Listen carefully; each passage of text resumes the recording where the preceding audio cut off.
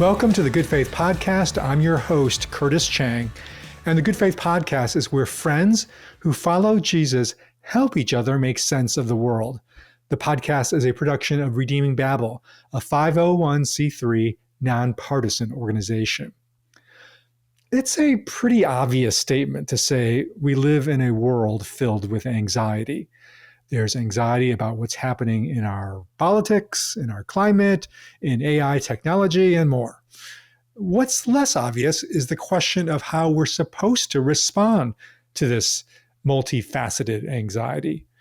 As an anxious person myself, I've tried to reflect on this question in my book, The Anxiety Opportunity. But I know I do not have all the answers on this multifaceted topic. We need more voices to speak into our anxious age. And this is why I'm so glad to bring back our friend Sara Billups. Sara is a Seattle-based writer and cultural commentator whose work has appeared in the New York Times, Christianity Today, Aspen Ideas, and other places. Her most recent book is on this topic of anxiety, called Nervous Systems: Spiritual Practices to Calm Anxiety in Your Body, the Church, and Politics. Sara has joined us at Good Faith to co-lead some of our prayer meetings and was part of last year's Advent series. Sara, welcome back to the Good Faith Podcast. Thanks, Curtis. It's really good to be here. Okay, I'm going to begin by asking a question I ask almost every author that comes on here, which is, why did you write this book? Why make the effort to get this into the world? Yeah. I wrote Nervous Systems. I started it a few years ago, just as a way to kind of explore some personal anxiety that I've experienced, since birth. I wanted to understand a little bit more about my family of origin and my dad, and some more about maybe what was passed down to me and what I picked up along the way. So I wanted to understand personal anxiety, especially in this season I'm very much in the sandwich generation, like a lot of people. And I'm also caring for aging and unwell parents as well as kids. And so I think the season of life kind of sparked it. But I have a mind that's interested in cultural kind of trends and in politics. And so I began to connect the dots between some personal anxiety and then some bigger communal or collective anxiety, some systemic anxiety in the church and politics, and tried to kind of find some through lines. So that's kind of what got it started, what got the idea started. Well, I want to talk more about some of the collective and societal anxieties a little bit later, but I want to start with your instinct here about sort of mining your personal history, especially your family history. I mean, your relationship with your parents is kind of a theme throughout this book. Would you advise listeners out there who struggle with anxiety also that move is important and is crucial? Because, not everybody is necessarily kind of diving back into their family of origin or their parents, but do you think that's a crucial way that people learn to learn to respond to their anxiety better? For me, it sure was. And I think so. I mean, the truth is, I think anyone that begins to do this work can begin to ask at points, oh, wasn't it easier before I began to connect the dots? There was a little bit, it was easier to kind of check out or not really understand some motivations. So I found the process and the journey to be incredibly liberating and clarifying, but also at times, I think like anybody, I've wanted to kind of rewind and think, should I have gone down this road? But really overall, I think that I'm at the point in my life, I'm in midlife. I want to understand in my parents' kind of last years ways to connect with them well. There may not be the possibility to repair or to understand all the anxiety around my dad or my dad's family, but I think that there is an opportunity to connect and to be present. And I think that it's kind of freed me up in my time with them to be fully myself and feel more fully integrated and differentiated and all of those things. So the work for me has been quite important. And looking back, I wouldn't have done any other process or journey. So I think that people would mostly benefit, unless, of course, there was some other twist and turn. Every family is a little bit different. Yeah. Say more. I want you to say more about this idea that anxiety is more than what's going on in our thoughts, because I think that's how most people experience anxiety is it's anxious thoughts, and there's mental rumination or worry and so forth. You talk about anxiety also from the bodily experience. Explain why Yeah. that angle is important. Yeah, I think that we experience anxiety as embodied people in a lot of ways if we pay attention. I tend to joke about getting emotional hangovers, meaning I can really feel and carry a lot of worry in me, sometimes into the next day. I can feel it in my stomach. It's kind of like an adrenaline rush. I think a lot of us can really have a physical reaction, or anxiety can manifest physically. And my body just happens to be one that's really sensitive to that. And I think when we're anxious, it might be practical. I mean, maybe you're worried about a test or something with a job situation. But I think it can also, for me, a lot be existential, maybe catastrophizing, or it's very much in my head. Curtis as an Enneagram 4 and a person with a bit of an imagination. But I think either way, the thing that's easy to articulate is the stress of the moment, but there's these unexamined things that our body kind of remembers.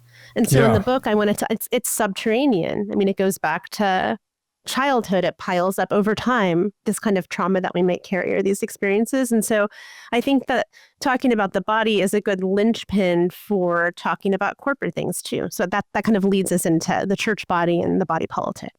Yeah. Okay. I definitely want to go to that, but I want to sort of see if there's some dots here to connect because, you're sort of arguing that it's really helpful to go back to our family of origin, to our relationship with our parents, to understand our own anxiety.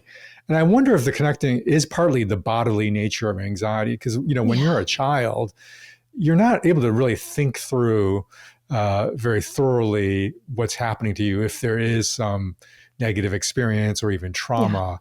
But as children, we kind of register, I think we register those kinds of trauma or negative experiences in our body. And so there's a way in which we, like you said, we sort of carry that into our adulthood. If you're nodding to that sort of connection. So if that's the case, what do we do with that, right? Like it's sort of embedded in our bodies. Are we just consigned by fate to experience that, or is there other steps we can take? Yeah, I mean, that's a great question. I certainly, as a kid, experienced that anxiety and carried it in my body. I remember when a friend said, Sarah, I think you were probably worried over, before you were born, when you were in your mom's womb, there was a lot of concern. I think that you probably were worried over as a baby, thinking back to, with my own family, with my dad specifically, and his whole side of the family. Curtis, just as an aside, I've been thinking and writing a little bit about epigenetics. I talk about it a bit in the book. This is something that Kurt Thompson has talked about quite eloquently before, but just the idea that environmental factors, the way that we behave, that we can trace that back to different generations. My dad and my whole dad's family, my dad's Jewish, his family is all anxious, just thinking about big sort of impactful moments in the history of Jewish people, just wondering and having curiosity and imagination around that has been interesting for me.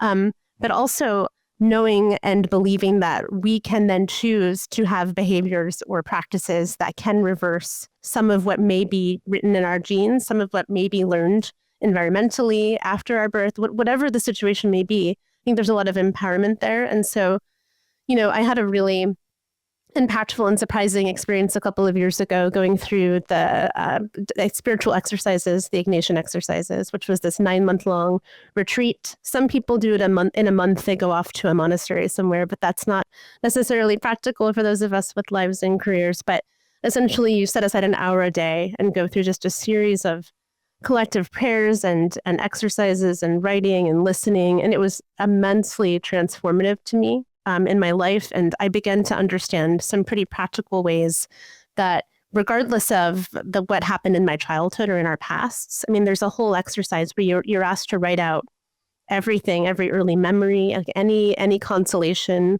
time that God felt near or desolation, and really kind of surface and work it out, which was very cool.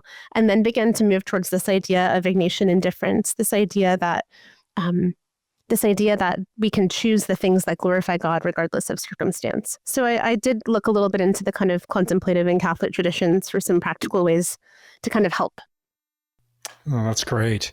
As we're talking about the multi-generational nature of anxiety, I want to kind of go downward, right? You've been talking about, or we've been talking about things that we inherit from previous generations. Let's talk about what we, pass on or influence our children. So you write a lot about parents, and you're a parent yourself. And it's been my experience that, especially with the high rates of anxiety among our youth, that there's this interactive effect with parental anxiety. Can you talk about more about like what it means to be a parent of an anxious child, and what we do as parents with that? Yeah, I mean, I talk a little bit in Nervous Systems about my son's experience. He's now 16, almost 16, and I would just feel like it's important to say that before writing about some of his experience, we've had several talks where he, I think, has found a lot of empowerment and a lot of clarity in being able to speak really freely about his own experience. So he really led the way here. My job was to talk more about what it was like as his mom, and is like as his mom, to walk through it with him. But there was a time when he started sixth grade where we didn't know what was going on, but we knew something was wrong. Something felt scary. His behavior really changed, Curtis. And I think that until we had a diagnosis, we just didn't understand. And so we began a year-long journey of trying to connect some dots around anxiety and some other pieces. It became quite clear at one point that he had OCD, but instead of the kind of traditional, what we might think of in culture of washing hands a lot or flipping light switches a certain number of times, his is called moral OCD, pure OCD, sometimes scrupulosity, where he has religious OCD. And let me tell you, as the parent of a kid, that it's such a great joy to bring kids up to follow the way of Jesus. And so the twists and turns there have been really interesting. We had to learn how to kind of re-parent. We had to learn how to not give reassurance to our son. How we knew what was best for him was to work with the idea of how to live well with uncertainty. And so that became a really big theme. And so I think that we learned how to counterintuitively parent him. But I think that the thing that we knew to do all along with our kid, and I think this applies to any parent of an anxious kid, is, of course, to lead with love. And I say that because we all know that, but sometimes someone said that to me. It is good to hear. It is good to hear basic things, to create a space of safety, to listen, to normalize. I mean, it can be so isolating when our kids don't know what's wrong and something feels off, or they feel worry or fear. My son felt like he was the only one. So it was immensely comforting to begin to enter into this community with other people that were going through similar things and could articulate that. And so it's been quite an interesting few years. And I will say that I think, like a lot of people I know, I mean, I have a friend who had a later in life autism diagnosis after her son was diagnosed. Another friend, ADHD diagnosis. I mean, I think a lot of us as parents begin to kind of connect some more dots in our own story. And so, of course, thinking about scrupulous sort of tendencies that I've had in life, I think that I began to kind of see trends, not as a way to use a child to diagnose. I think that's really dangerous, but just as a way to be curious about how our own stories may kind of connect. And then the last thing I would say is, I think that I made some mistakes along the way. I mean, I don't know. I think that it's easy to try to be non-anxious, but it can be really tricky. Like I think about Frederick Buechner in Telling Secrets, has this really interesting story about how his daughter had an anorexia diagnosis. He said he was able to play tennis. He went to dinner with friends. He kept doing all of the things in his life that he would normally do, but inside he was kind of being destroyed by his daughter's illness. And he says at one point something like, "My anxiety for my child eclipsed my love for my child." And I think that along the way that had happened to me, loving this person so much, but somehow sensing that the anxiety that maybe we carry can transfer to them is something that I really have been gentle with myself about, but I think that we can really do as parents, especially if we're anxious, dealing with an anxious kid. Yeah, I love that about how our first priority is to love our children. And that it seems to me that a primary aspect of love is the giving up of control, right? Because you're loving another person, and by definition, you are granting that person or releasing that person to their own path, their own choices. Like there's something fundamental about love that requires the giving up of control. And I think that for me has always been the challenge in parenting and parenting anxious children, is that I want to respond to their anxiety by actually ramping up control, by ramping up the solution to their problems, right? Yeah, no. So in my book, in The Anxiety Opportunity, I write about consultant dad. I just want to solve all their problems. Give one more advice to parents on how they can release this desire to control their children's destiny and environment and outcomes. Mm-hmm. Yeah, every time I'm in that situation a lot. I'm also type A. I tend to be fairly mildly administrative. I mean, I like to really feel like I can get things done to feel good. Every time I have that impulse, which is frequently, I realize it's more about me than about serving or loving my kid. And so again, I gently and kindly tell myself, actually, there's an invitation to step back. This is a practical example, but I realized that because of my own anxiety, I was really controlling my kid's schedule. I was making sure he was getting to school on time. He's a smart kid, but I was making sure his homework was getting done. I mean, there are so many ways that even practically it can show up that I had to say this year, we're going to get you an alarm clock, and if you're late, that's, we can learn that. Like, I just think that we can make deposits now to set them up well to succeed as adults independently. I would like him to be able to live well in the world, but I think I was seeing myself as kind of a blocker to that because of my own need to kind of control or make sure he was okay. And it is really uncomfortable. I mean, it feels almost like, again, physically in an embodied way, there's a physical discomfort to stepping back and knowing that they might fail a little bit. But man, it's been really, really good and a little bit easier as we've gone on. So he's definitely kind of met the challenge as I've kind of given him space. But it's hard.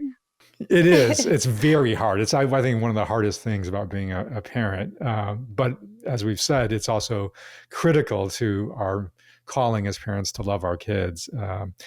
Okay, so we've been talking about anxiety that we experience, and we've been talking about anxiety that may be in our family systems, either our parents or our children. Let's keep expanding the circle here of anxiety and talk about kind of the world, society, and so forth. I wanted to ask you about what's happening now that wasn't happening when you wrote the book, right? Because I think that's one of the challenges about writing a book about anxiety is that for those who don't know this, like it takes about a year, or more for when you write the book to when it goes out in the world. So it's impossible to really like respond to immediately what's happening in the world in a book. So I wanted to ask you, when you think about this gap in time, what kinds of anxiety do you think is prevalent now that maybe wasn't as much on your mind when you first wrote the book? Yeah, I mean, ironically or not, the book releases a year from the election, from the 2024 election. And, I've been talking to friends about that, and they say, I can't believe it hasn't been a year, or I can't believe it will be a year. I mean, time is kind of bendy and it feels like a little bit slower and hard to gauge. But when I wrote the book, the personal stories I wrote, honestly, Curtis, 2 or 3 years ago, but really the more political and church pieces I wrote a lot more recently. But still, so much has happened. And I think that I began to sense, thinking about church, for example, I began to sense years ago, maybe starting in 2016, like many of us, denominational splintering or splitting. But I think more than ever, it is so clear to me now that it is an anxiety response, like driving the splintering and splitting of so many individual churches, of so many denominations, of the American church in general. I mean, seeing that again and again is something that I don't know that I would have been able to see as clearly even a year ago, And so I think that some of the polarization is just so breakneck. I mean, I was listening to the conversation you had recently with the pastor in Little Village in Chicago talking about immigration. It was such a powerful conversation. And just this morning, there were new headlines about what's going on that Drew, my husband, and I were talking about, and just thought, it is so, I sense when I read these headlines, a tension between wanting to be informed, thinking that it's important and essential as a person of faith to have my eyes open, for us to be literate and articulate and aware so that we can then serve and move. And yet I feel the intense anticipatory fatigue and anxiety Yeah. that then as a single person, that kind of bubbles up. And so I think that in the last year, more than ever, there have been more moments like that, more waking up, more articles, more news, more headlines, that it just feels like the flywheel is turning faster and faster. And if we're not grounded with good practices, it can be really hard for us to not kind of become unanchored or untethered if we're not quite grounded and close to Jesus throughout it. Totally. I mean, I got to just confess, as somebody whose job is to help Christians make sense of the current world, there are times when, well, first of all, I can't make sense of it, or the sense I can make it is just so sad or outrageous or something that, like, we get the Wall Street Journal every day, and I would say probably there was a time where I just didn't want to look at it. Like, I would just be like, turn it over on its back whenever it came in, because the headlines was just so discouraging. You talk about practices to respond to this moment. And one of the practices you talk about, you call holy indifference. So I want to explore that more with you, because, like, what's the difference between a holy indifference and just a fearful or anxious indifference, where, like me, like, I don't want to deal. We just want to check out because it's making us too anxious. Like, that doesn't seem like it per se what you're talking about when you say holy indifference. So what makes indifference holy versus anxious? Yeah, I mean, I think of Saint Teresa of Lisieux's daily offering. She says, to accept for love of you, for love of God, the joys and sorrows of this passing life.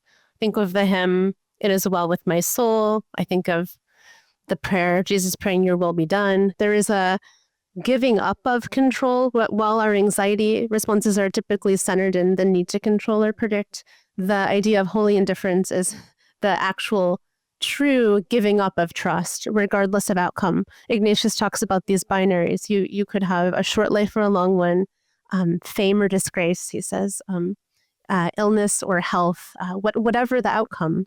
Is there a way to have our hands open, to be so non-anxious, to be so indifferent, because we believe that God is actually not just around, but is for us and is with us collectively and individually. So that's kind of where the whole spiritual exercise journey went. That was kind of like the capstone project of that 9-month experiment. And so honestly, Curtis, I think about holy indifference every day. I mean, it feels a little trite to say this now, but I think it's important to say that as a person, and you've experienced this, trying to bring a book into the world, especially when there are important headlines that are consequential to health and safety of people here. Just the idea of being indifferent to the outcome of saying, God, with this book, if you want people to read it, then I trust you, and it's okay. It doesn't have to reflect back on me needing to work harder or do more. That's just a very small example. So that's been immensely powerful for me. It continues to be. So it sounds like you're saying the holy indifference is not ignoring That's right. what's happening in the world. It's saying, I can't control this, and I'm going to somehow relinquish my need to control this. Yeah, Is that exactly. right? Yeah, Okay. exactly. It's been a beautiful way to reframe, and I think that there's a question, I think, of can practicing holy indifference, does that kind of go against the work of service, of activism? I mean, if you're indifferent, I think there can be a misconception that means you're somehow going to check out, or it's not, you're not really in the world, so it doesn't matter. But I found it to be the opposite. I found that, Jesus knew he would be crucified by empire. He knew what would happen, and he still chose to remain faithful and to be steadfast. And I find that to be the sort of driving force behind indifference. It is this sort of a way to take care of ourselves as a companion to being present and doing the work that we're called to do as people in the world that love Jesus. Okay. Sara, I wanted to ask you about who can benefit from this book. And by that, I mean, obviously, I hope listeners are getting the sense of, okay, there's a lot of gems in here if you are anxious. Yeah. But I wanted to ask you, what do you have to say to people who aren't anxious? And by I mean like identify as anxious. They may get Yeah. anxious, but Yeah. I know people who just say, well, like I'm not an anxious person. I don't identify with it.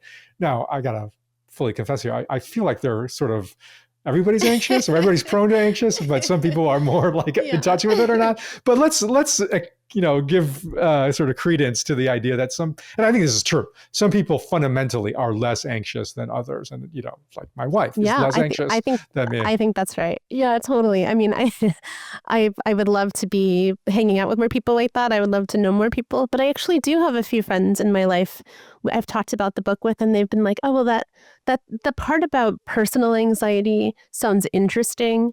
I'm not in the sandwich generation yet, but maybe I can understand something about caregiving and the taxing kind of weight or nature of that, regardless of whether or not I'm prone to being anxious about it, But the pieces that always connect, I think of my friend Kevin Makins, who's pastoring a church up in Hamilton in outside of Toronto, and he said, I really don't struggle with anxiety, but I do think so much about the anxiety in the system, and he's a pastor, how that's affecting my congregation, how that's sort of trickling down into the services that I do and the work that we're doing in the community. So there are, regardless of individual, there are certainly in the church and in the bigger system anxieties that affect all of us, regardless of our disposition.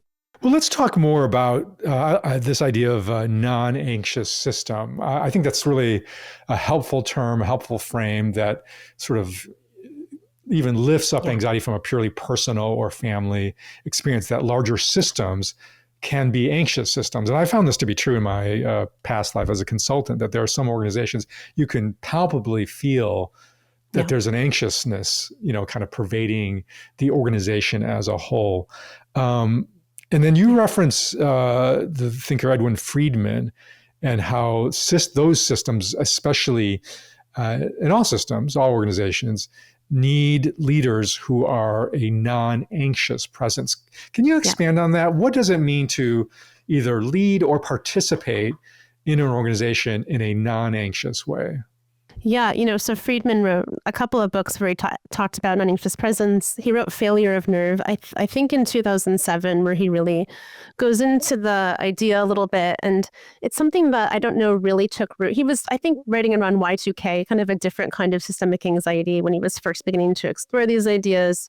Mark Sayers wrote a book called Non-Anxious Presence a few years ago that was immensely helpful. It's very slim, easy to read, but really brings together some of these ideas and applies them to the church.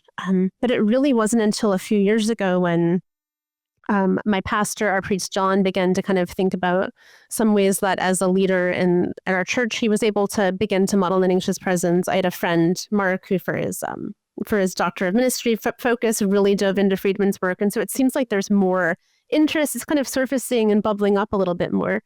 But I think that I saw someone post on Threads, I think it was Karen Swallow Pryor, said that I think the sign of a good pastor is someone focusing more in the local church than on an online presence. Like, I think that we can see when we see non-anxious presence, we know it. We see somebody that fosters a church that looks and feels differently than maybe some of the kind of noise and banter. We see it kind of trickling down. And I think that the way that we can I think of a few ways we can see it really manifest. And the first is, the idea of walls, not fences. The idea of we're trying to, and this is something we've really modeled at Grace, which is the church I've been at for 21 years now, that we want to shepherd people to Jesus rather than worrying about boundaries. And so to do that as non-anxious leaders and a non-anxious presence, it means that fences are an anxiety response. They try to kind of keep people bound, but wells are this way to kind of draw people in. So that's been a really beautiful way we've seen it modeled.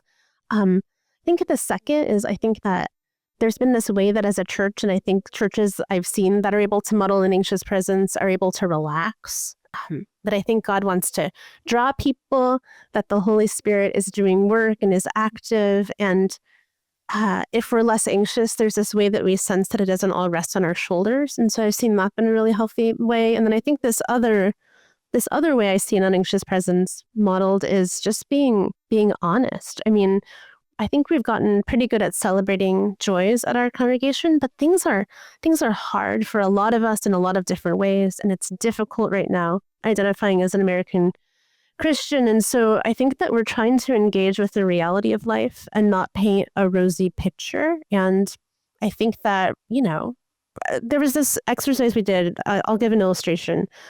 Jamie, one of our pastors, asked everyone in the congregation, maybe 150 people, to stand up around the sanctuary. We stood in a circle. She had a stone in her hand, and she said, I want you to, if you're comfortable, turn to the person on your left and say something that you're carrying, something that you're worried about or sad about, some burden. And then you can take the stone and say, I'll carry it with you.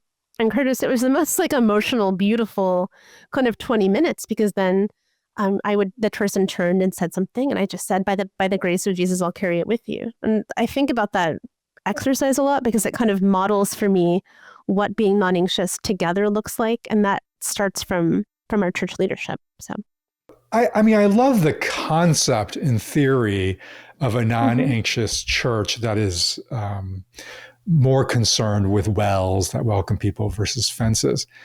But the reality is that when you look out at the American church, there's more and more fences being drawn, because they're responding to social, cultural, and political issues that almost drive churches to draw fences. And actually, if I understand correctly, you write about your own church's journey through, leaving one yard, so to speak, and going to another. So, first of all, tell us a story about your own church, because you've illustrated great things that your church has done. But yet, even with that, your church went through something it sounds like fairly traumatic.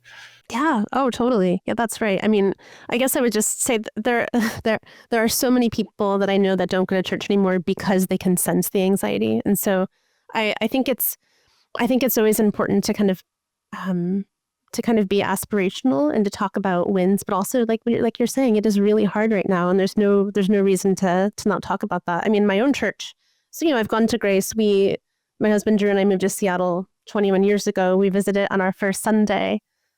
Curtis, when we landed, it was kind of the peak of Mars Hill kind of growing here. And so there was an interesting sense of palpable kind of tension for people that identified as Christians in Seattle that were more than I'd experienced when I'd spent, time living in New York or San Francisco. Like, something was happening here. And it was around the time that Mark Driscoll had kind of rented out our football stadium for an Easter service. And so we happened to land here at a time that seemed like there was a palpable tension. The Alt Weekly had a lot of headlines, again, this coffee shop is owned by Christians at Mars Hill, don't go here. I mean, it was really kind of wild.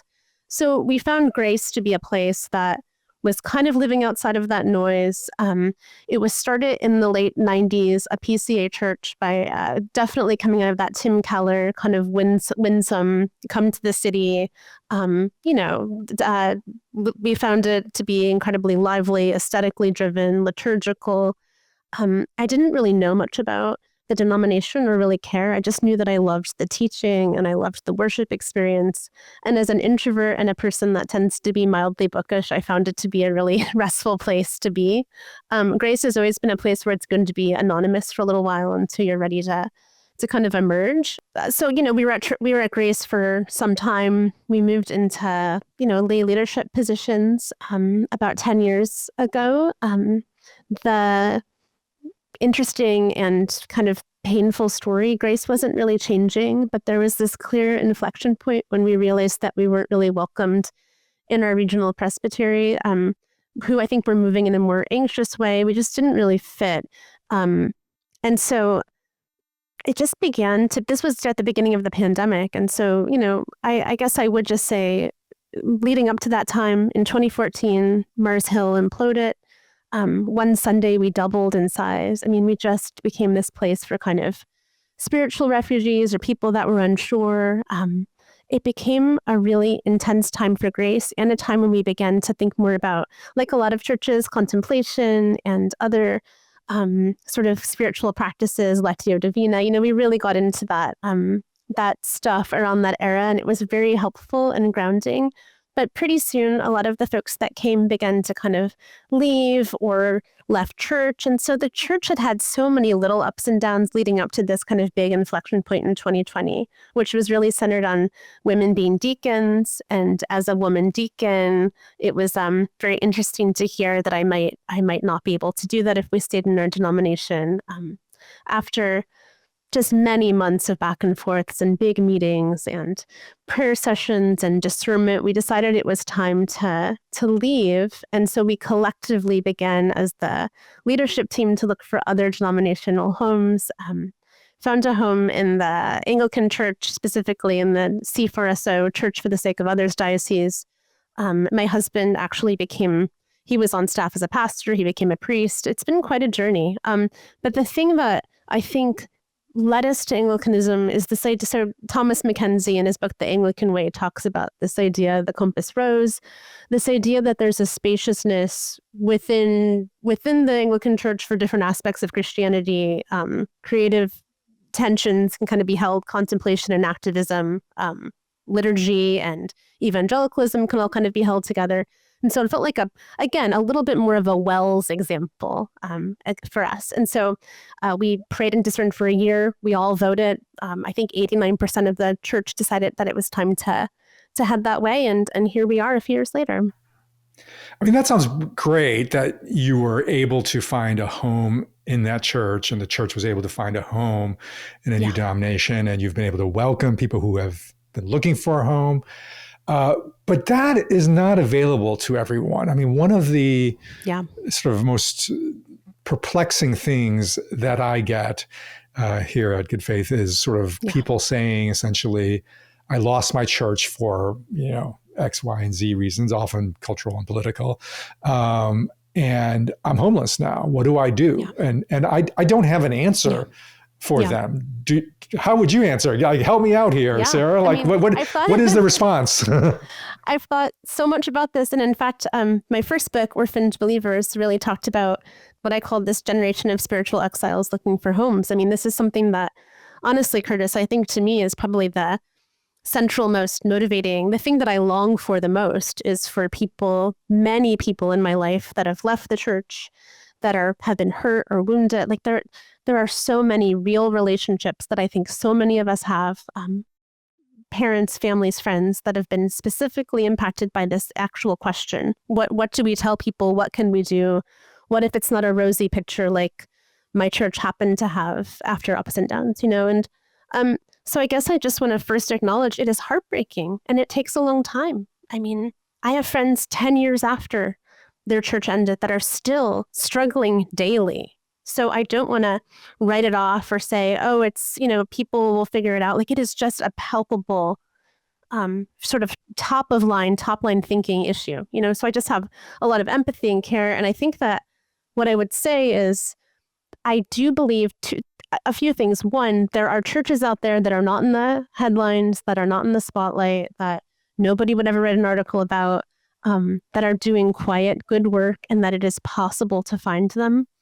Like I talked about in Orphan Believers and all the time, there is a time to take a break, but I just do believe that if the collective body of Jesus is the church, that it makes sense to, if we can and when we can, to pursue and to move back towards that community. And, the other thing that I think about all the time is how churches is a group of people that maybe we wouldn't get to choose. And in our divisive and anxious culture and politics, it is one of the rare places where I think if we find the right example, we really can begin to connect with people across difference politically and around various theological issues. I really still do believe it. And it's hard, but good work, And so I think that I would first and foremost, look at ways that there is an accountability structure for leadership. Something that I've really loved about Anglicanism is that instead of the service being around the sermon or a personality, it really drives to the table, which is beautiful. Thinking about this line of Christians before and after us maintaining this practice, maintaining closeness to Jesus. And then, I don't know, I guess the other thing that I tell people and think about is like to take a little time to spend a few Sundays. It doesn't really take long. Like we're intuitive people. We can sense when there's dynamics that are a little bit off. It doesn't take very long before we can get a sense of whether or not this actually is a place where obviously politics are being talked about in a way that feels partisan and strange, or is a place where everybody really does seem kind of like they're probably believing the same sorts of things. I don't know. Just to be honest, Curtis, I think that there's times when I've talked about, you know, as Christians, how we need to love and be around people that believe differently than we do. And there's just such a vitriolic and intense feeling online that is just sort of ceding territory, and we need to put our feet in the ground even more. But I cannot help but believe that if Jesus loves all of us, and if there's a way for the church to really be the gathered body of believers, that there can be and are more examples of places doing this very thing, So yeah, so I think looking for a place that makes you uncomfortable in all the right ways is a place to start. Which does not sound fun, but I really believe it. Sara, I want to go back to this either anxiety, either as parents or multi-generational nature of anxiety. Because I really think a lot about this upcoming generation. I'm talking about like college age, college graduates. Like I kind of feel sorry, really like badly and aching for them, because it seems to me they're heading into a world that is filled with a lot more anxiety than I was when I was graduating from college, whether it's the politics of our day that essentially is all they've known, this kind of highly conflictual politics and filled with such tension, or the economic sort of situation of, increasing difficulty in finding jobs. AI, I think, is a huge source of anxiety. Climate change for those, for that generation is, a source of despair and anxiety for them for the future. Like there's so much we didn't deal with. What would you say to them? Like, what would you want to pass on to them? Yeah, I mean, I can answer that thinking about what I say and what I would say to my two kids, 15 and 12, and thinking about them moving into this next phase of life. I would say a few things, Curtis. I would first say that the story is long, and that instead of seeking comfort, certainty, safety, to find a way to seek community, to continue to pursue community, to look for other people. I think that I would say, or that I have told them, being present is really important more than ever, and that takes practice. That takes telling yourself, maybe that means saying to yourself, I'm not sure what's going to happen, I can only do my best. But it really just drives back to this idea that if God is real, if God is good, if God is in control, we can calm down. But that doesn't mean it's going to be easy. And I have to say, telling my kids, and I think an age-appropriate way, and thinking about how to talk to them about the idea that we live in a time where things are difficult and may well get worse. Every parent, kind of like talking to my son with OCD, and instead of reassurance seeking, say, we don't know for sure, is very uncomfortable. I have to do that as a parent, and I think we all do in this era with kids. When we don't know, we cannot tell them it's going to get better. And that, I think, is a deep longing of so many of us. But to be able to say to them, we don't know if it's going to get better, but we know that there are things that we can do with our lives to make different choices, to model the way of Jesus. We know that there are things that we can do in service, and that is something that we can pass on to you and model. So I don't know. I think that it's hard to answer your question because I want to say something positive, but I think it might just be hard and get harder. And maybe there's something beautiful in that unknowing, even if it leads to suffering, because I think we all know that that's where character is formed and how we grow. Well, Sara, that's an answer that I think is really the only answer for this next generation, but also for all generations, for us as well. Sara, thank you so much for joining us and for writing this book. The book is Nervous Systems: Spiritual Practices to Calm Anxiety in Your Body, the Church, and Politics. Sara, thanks for being here. Thank you so much, Curtis. All right, listeners, we will continue conversations like this next week when we gather around the campfire.